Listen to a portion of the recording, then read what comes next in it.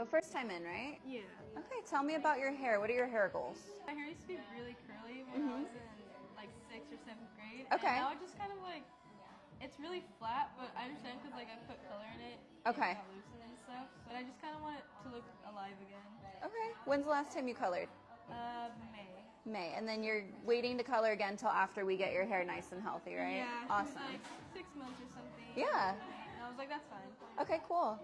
Did you have any specific ideas for the cut, or you kind of wanted to just see what would be best? I wanted to see like whatever's good for my curls, but kind of want my hair to get longer too. So. Okay.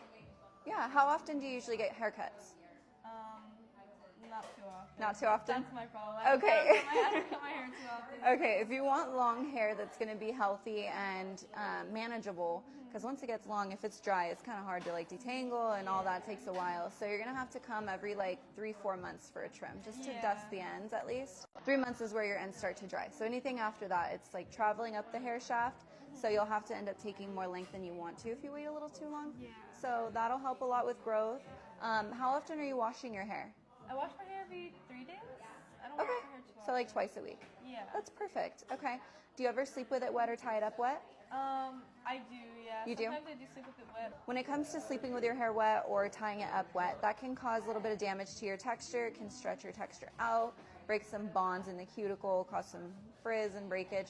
So I would say if you can eliminate sleeping wet or tying wet, if you said you do that, then you're gonna notice a nice difference. Once your shortest piece of breakage grows down to here, you should have pretty easy hair. You shouldn't see too much frizz.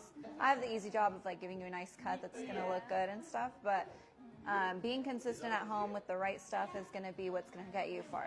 Yeah. And I'm gonna pop the cape on for some contrast.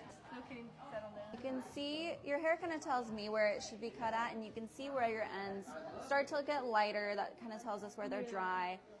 They're a little more sparse down here, so that shows us where a little bit of breakage is. So as far as length goes, and what I'd recommend to take, I would say about here. I want to take that. That way we get you a nice clean start. That'll give us a lot of density down here to work in some layering too. Layering is going to help bring your texture out and peel off some of this more damaged top layer. And then as far as around your face, do you want these shorter for your face framing, or are you trying to grow it out? Well, I kind of like the length of that right now. Okay, so just clean it up. Yeah. Yeah, I like it too. So then let's get started.